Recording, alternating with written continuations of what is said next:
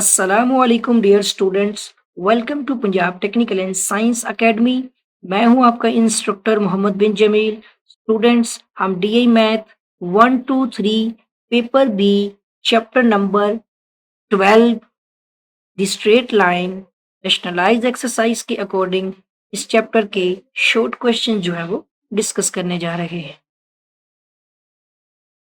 Question number 7, if the midpoint of a segment is 6 और 3 है, ठीक है। मतलब आप समझ लें कि एक लाइन है, उसके 2 पॉइंट हैं और इसके दरमियान में एक मिड पॉइंट भी है, ठीक है। मिड पॉइंट में थोड़ा-सा जो है ना इस तरफ कर देता हूँ, मतलब कुछ अंदाज़े के मुताबिक ये एक मिड पॉइंट है, ठीक है। अब हमारे पास क्या है कि एक पॉइंट ए है, एक पॉइंट बी है और ये सी को हम मिड पॉइंट कर लेते हैं, ठीक है। अब यहाँ पे क्या वैल्यू है कि हमारे पास मिड पॉइंट की वैल्यू है 6 और 3 and one and point is 8 और -4 और इसका एक एंड पॉइंट दिया हुआ 8 और -4। What are the coordinates of the other end point, और इसके दूसरे एंड पॉइंट के बारे में हम नहीं जानते, ठीक है। अब ये समझ लें कि ये x1 है और ये y1 है, ठीक है। और ये आपका हो जाएगा यहाँ पे x2 और y2। तो जो दरमियान में मौजूद है वो x का मिड है और y का मिड है, ठीक है। तो ये पॉइंट्स हैं हमारे पास। अब हमें क्या करना है, वो पॉइंट चाहिए। सही हो गया। तो मिड पॉइंट का फॉर्मूला आपको पता है कि मिड पॉइंट जो होता है, सॉरी, इसका मैं पॉइंट थोड़ा चेक करके लिखता हूँ, ज़्यादा बना दिए इसने। जो आपका होता है ना मिड पॉइंट, ठीक है, आवाज़ क्लियर है ओके।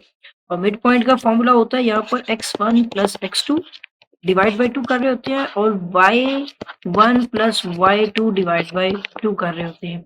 अब बेसिकली मिड पॉइंट खुद क्या होता है, ये x का मिड है और ये y का मिड है, ठीक है, जो सी पॉइंट है हमारा। और ये हमारे पास है x1 plus x2 divide by 2 और y1 plus y2 divide by 2। अब वैल्यूज पुट अप करनी है बस हमने। पहले में देखें कि x के मिड की वैल्यू खुद मौजूद है, 6 है और 3 है, ठीक है। और उस तरफ हमारे पास x1 की वैल्यू भी मौजूद है, ठीक है। x की कितनी है, 8 है। 8 1 प्लस x2 कर दें डिवाइड बाई 2, इसको हम अलग सोल्व कर लेंगे। और दूसरा हमारे पास y की क्या वैल्यूज हैं, y में हमारे पास y1 की वैल्यू है -4 और प्लस y2 की वैल्यू हमें फाइंड आउट करनी है और डिवाइड बाई 2 कर लिया। ठीक हो गया। अब 2 इक्वेशंस बना लें, x को x के इक्वल रख लें, यानी 6 इक्वल टू ये 1 कहाँ से लिख दिया मैंने, इसका 8 ही है ना। 6 इक्वल टू 8 प्लस x की 2 डिवाइड बाई 2 कर लें, ठीक है। इससे हमें x2 मिल जाएगा जो दूसरा कोऑर्डिनेट है। और इसी तरह 3 equal to -4 plus y2 divide by 2 कर ले, इससे हमें y2 भी मिल जाएगा। तो 6 मल्टीप्लाई हो जाएगा तो जाके 2 जो है, और 8 प्लस x2 आ गया, ये कितना हो गया 12 और माइनस में 8 किया इक्वल टू x2 आ गया, ठीक है।